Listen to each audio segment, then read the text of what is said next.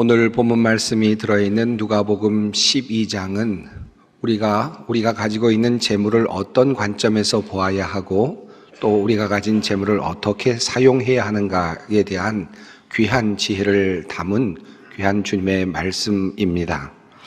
오늘 본문 말씀, 특별히 12장 1절 말씀은 이렇게 시작이 되고 있습니다. 예수님께서 많은 무리들 앞에서 강론하고 계실 때 일입니다.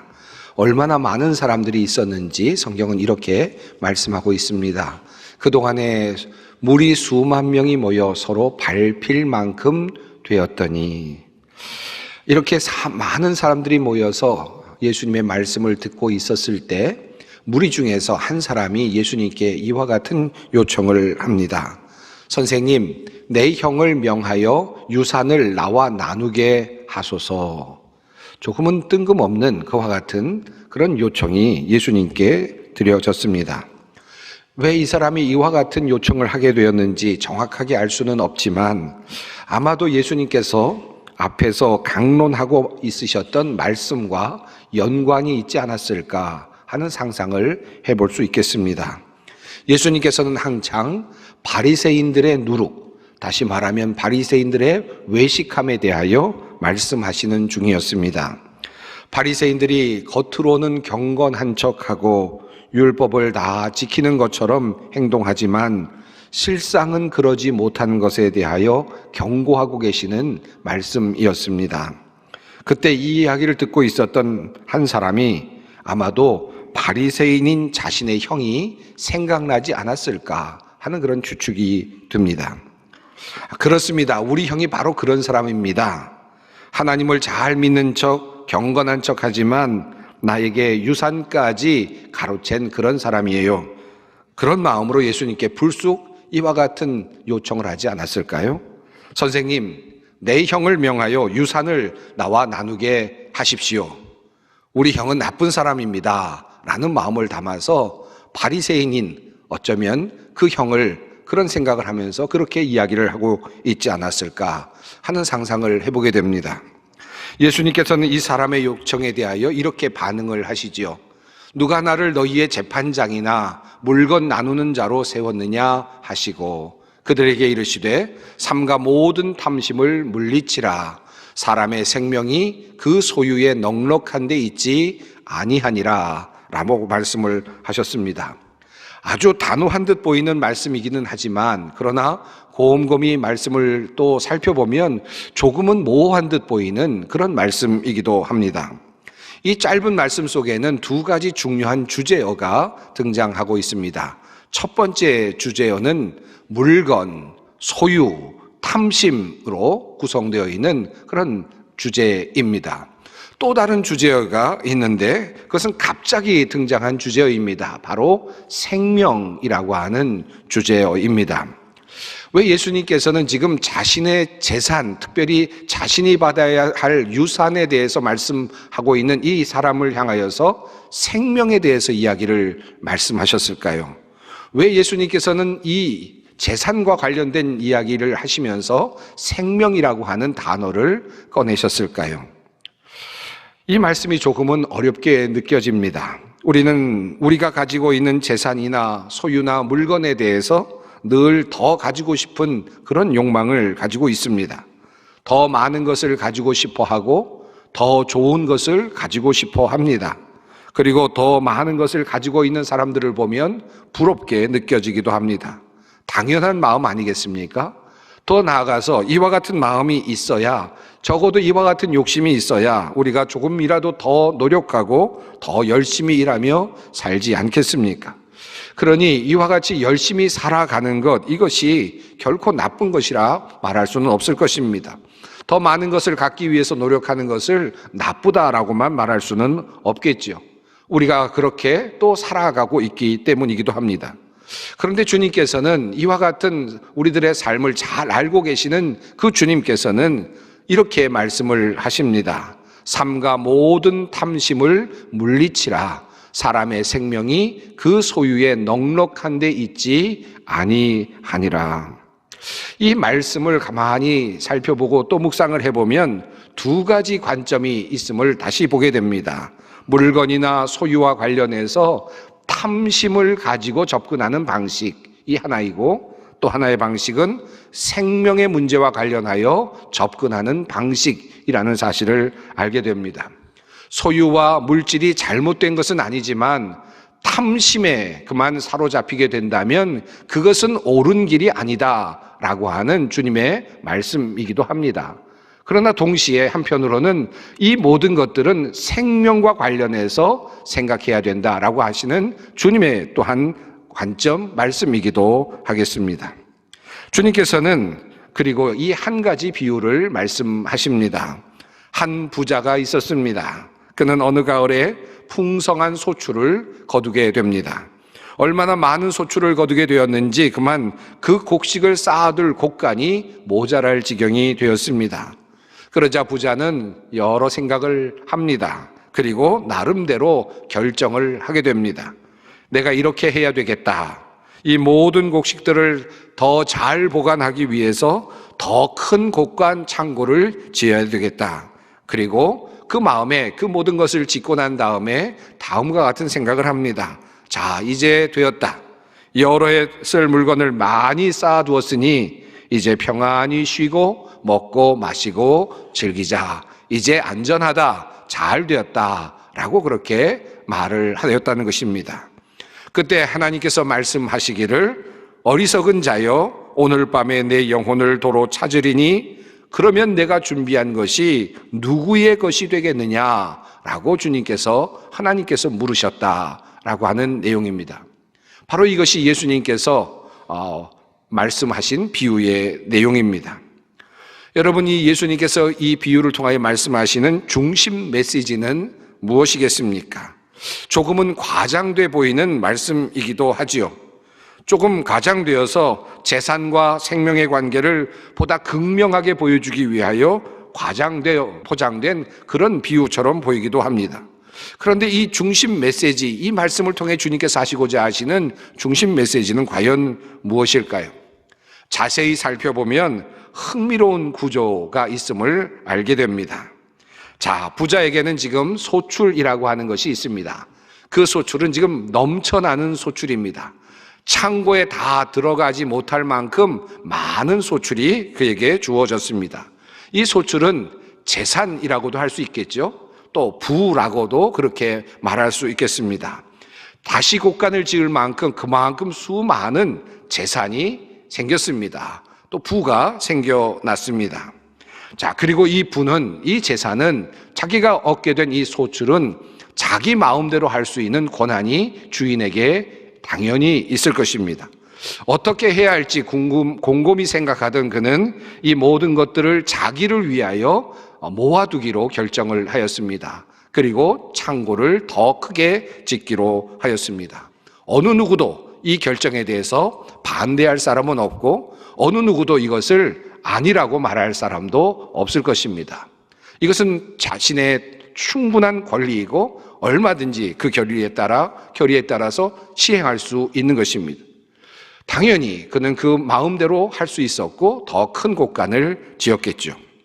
자, 이렇게 부자는 자기가 가지고 있는 모든 재산과 소출을 마음대로 할 수 있는 권한을 가지고 있습니다.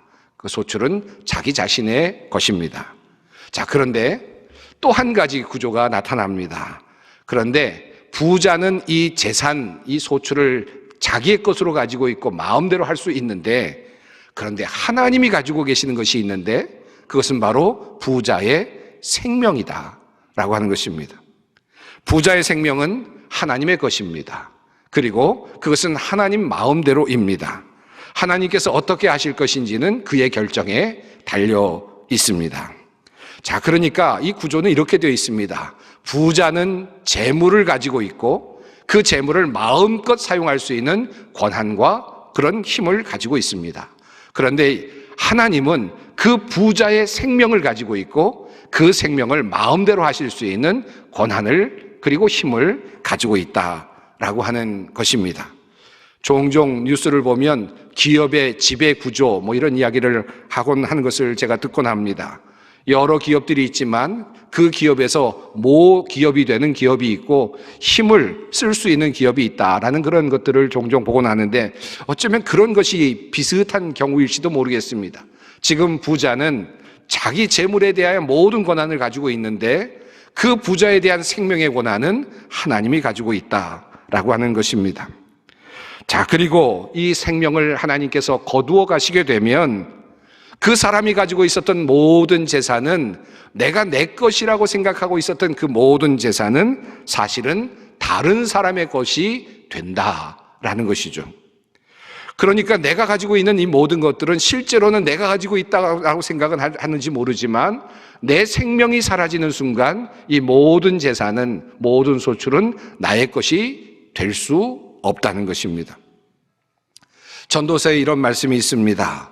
어떤 사람에게든지 하나님이 재물과 부요를 그에게 주사 능히 누리게 하시며 제 몫을 받아 수고함으로 즐거워하게 하신 것은 하나님의 선물이라. 하나님의 선물이다. 그가 받게 된 것, 그가 누리고 있는 모든 것들은 하나님의 선물이다. 다시 말하면 이것은 하나님의 은혜라고 하는 것입니다. 그런데 이 재물과 부요는 그가 생명을 이 땅에서 누리는 동안에만 유효한 것이 됩니다. 다시 예수님의 이야기로 돌아가 봅니다. 그는 말했습니다. 형을 명하여 유산을 나와 나누게 하소서. 여러분, 그런데 한번 생각해 보십시다. 지금 그는 자기 형이 가지고 있는 돈에 대해서 이야기를 하고 있죠. 그 형이 지금 차지하고 있는 돈에 대해서 이야기를 합니다. 그리고 그 돈을 나와 나눠야 된다라고 주장을 하고 있습니다. 그런데 그 돈이 어떤 돈인지 예수님의 그 성경 말씀 속에 나타난 내용은 유산이라고 그렇게 말씀하고 있습니다. 유산을 나눠 달라라고 하는 것이죠. 여러분, 유산이라고 하는 것은 어떤 것입니까? 지금 이 유산은 누군가가 죽었기 때문에 생겨난 그런 재산이겠죠. 누군가가 죽었기 때문에 그만 유산이 생겨나게 되었습니다. 예수님께서는 지금 이 유산이 그 형제들에게 오게 된 근원을 지금 들추어내고 계십니다. 누군가가 죽었습니다. 아버지가 돌아가셨기 때문에 유산이 생겨나게 된 것입니다. 바로 그 아버지가 예수님께서 말씀하고 계시는 바로 그 어리석은 부자일 수도 있을 것입니다. 내가 곳간을 지어야 되겠다.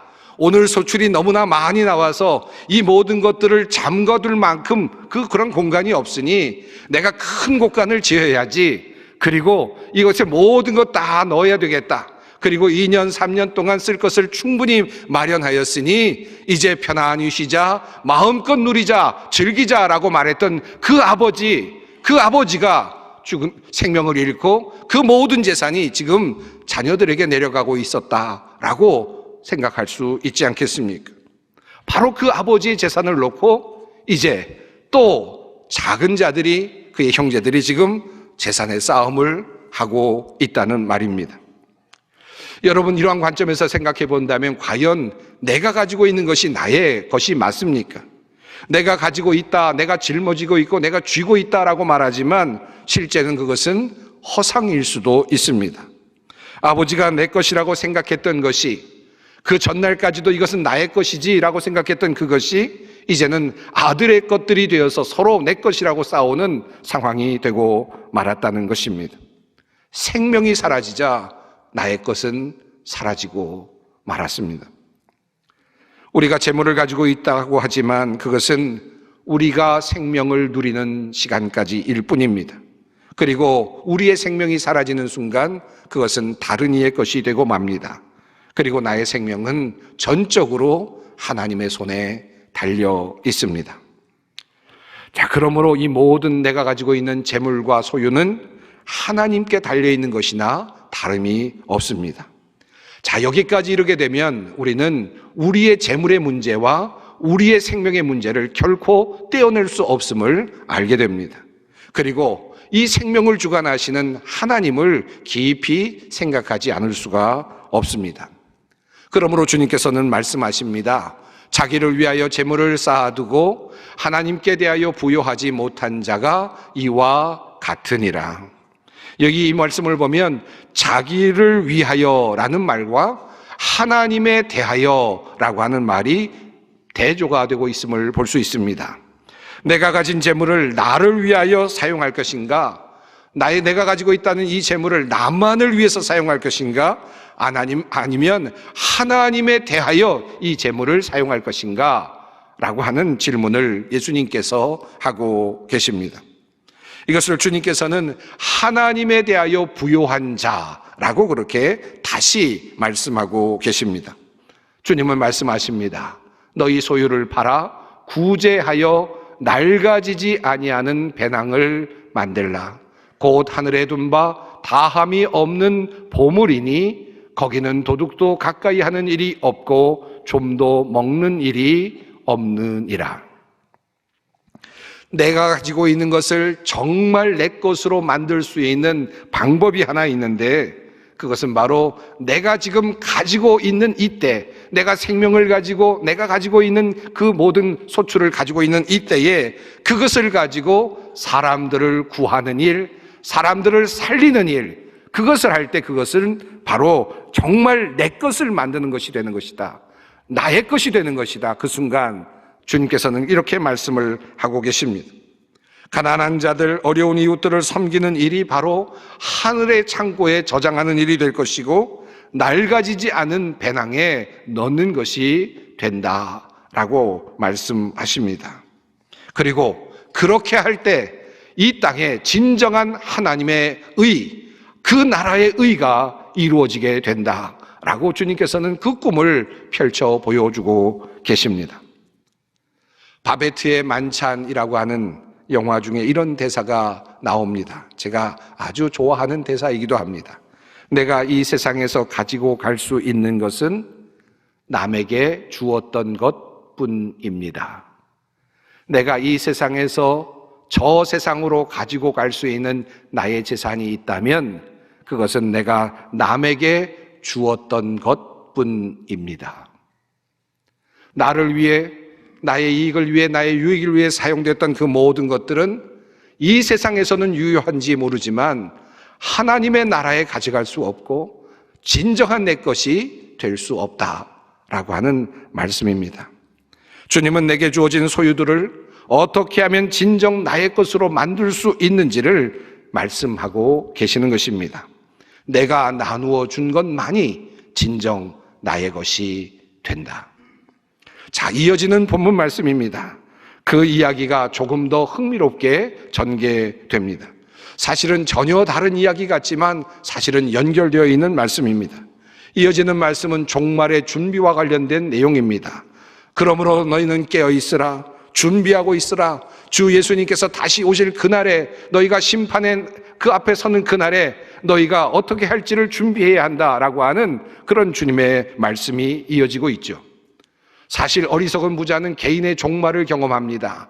내가 너의 생명을 오늘 가져간다면 너는 어떻게 될 것이냐? 네가 가지고 있는 재산이 어떻게 될 것이냐라고 묻고 있다면 이어지는 말씀은 깨어 있어라, 그리고 준비하고 있어라고 하는 이 말씀 속에는 이 세상의 종말이 이를 때를 말씀하고 있습니다. 역시 마찬가지로 마지막을 상정하고 있습니다. 하나는 개인의 종말이고 하나는 세상의 종말이죠. 그런데 이 종말의 시간에 어떻게 준비를 해야 하는가? 이 종말을 제대로 준비하는 방식은 무엇인가? 어떻게 깨어 있어야 하는가에 대해서 주님께서는 이렇게 말씀하고 계십니다. 지혜 있고 진실한 청지기가 되어 주인에게 그 집 종들을 맡아 때를 따라 양식을 나누어 줄 자가 누구냐? 주인이 이를 때에 그 종이 그렇게 하는 것을 보면 그 종은 복이 있도다. 종말을 준비하는 방법은 무엇인가? 우리가 어떻게 하면 예수 그리스도께서 오시는 그 재림의 순간에 진정 바르게 그 재림을 준비할 수 있으며 우리의 심판을 준비할 수 있는가라고 하는 것에 대하여 주님께서 말씀하시기를, 주님께서 주인이 이 땅에 오셨을 때 종들이 때를 따라 양식을 나누어 주고 있는 모습을 보신다면 주님께서 기뻐하실 것이다. 그것을 칭찬하실 것이다. 그것이 진정한 주님께서 칭찬하시는 상이 될 것이다 라고 말씀을 하고 계시는 것입니다. 때를 따라 양식을 나누어 주고 있는 종의 모습을 보고 기뻐하시는 주인의 모습이 나타나고 있습니다. 어리석은 부자의 이야기 속에서 자신 앞에 놓여진 많은 소출을 보고 나는 어떻게 할 것인가 라고 생각을 했고, 그 주인은 더 큰 곡간을 지어서 그 모든 소출들을 나를 위한 것으로 만들겠다라고 생각을 하고, 나의 미래를 위해서 준비하겠다라고 생각을 하고 그 모든 것들을 다 집어넣어 두었지만, 뒤에 나오는 또 다른 종은 때를 따라 곡간을 짓지 않고 도리어 어쩌면 곡간을 지었을지도 모르지만 곡간에서 넘쳐나는 그 모든 것들을 내어주면서 때를 따라 양식을 나눠주고 있는 모습으로 나타나고 있습니다. 사랑하는 성도 여러분, 추수감사주일을 보내고 이제 다음 주일은 대림절이 됩니다. 곡식을 창고에 들이기 전에 우리가 생각해야 할 것이 무엇일까요? 우리가 가지고 있는 재산들, 소유들을 우리의 것이라고 주장하기 전에 우리가 먼저 생각해야 할 것은 무엇입니까? 내 눈에 보이는 내가 가지고 있다고 생각하는 것들을 정말 나의 것으로 만드는 비결은 무엇입니까? 이 질문에 깊이 생각하고 대답하는 한 주간이 되었으면 좋겠습니다. 주님께서 말씀하십니다. 너희 보물이 있는 곳에는 너희 마음도 있으리라.